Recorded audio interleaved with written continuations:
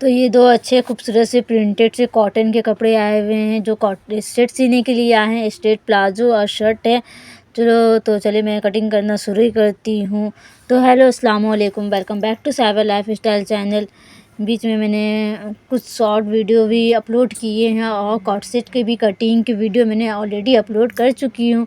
तो वो मेरे लॉन्ग वीडियो पे भी है और शॉर्ट वीडियो पे भी है, तो आप वहाँ से जाके मेरी वीडियो को देख सकते हैं। और अगर आप लोगों को पसंद आएगा तो उसको वीडियो को लाइक भी कीजिएगा और चैनल को सब्सक्राइब भी कीजिएगा।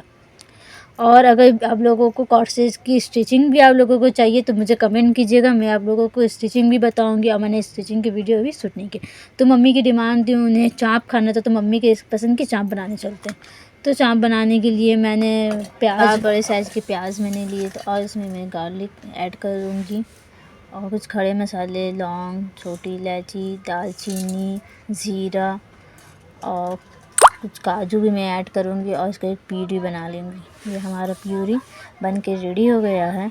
अब हम चाँप के गोश्त मैंने लगभग 700 या 650 के आसपास मैंने लिए। ये चाँप के पीस जितने पतले होते हैं उतने अच्छे होते हैं। तो चाँप के पतले पतले पीस किए हुए हैं इस तरह से। इसे में चाँप ज़्यादा अच्छा लगता है। ये मैंने सारे गोश्त ले लिए हैं, चाँप के बीफ के हैं।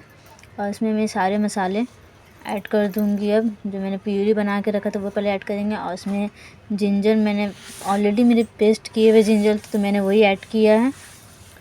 और 2 चम्मच लाल मिर्च है, तीखी वाली है।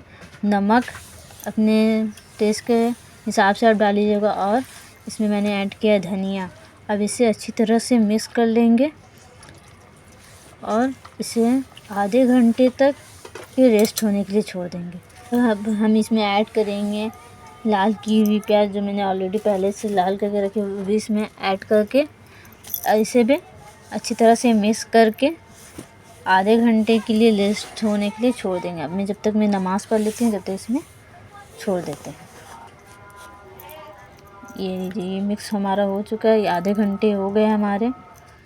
अब एक कुकर में ऑयल लेंगे और इसमें 2 तेज पत्ते और इसमें भी कुछ खड़े गरम मसाले ऐड करेंगे, लौंग, दालचीनी और छोटी इलायची। इसे 2 मिनट के लिए ऐसे लो फ्लेम पे रखेंगे। और अब हम इसमें ऐड कर देंगे हमारी मिक्स किए हुए चाँप,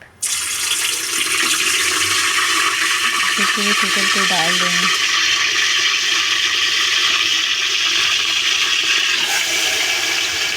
ये हमारा चाँप कुकर को चला गया है। अब इसे मिक्स करके आधे घंटे के लिए पकने के लिए छोड़ देंगे। अब ये हमारा चाँप आधे घंटे बाद रेडी हो गया है। ये तेल भी छोड़ दिया है और इसमें पानी भी है।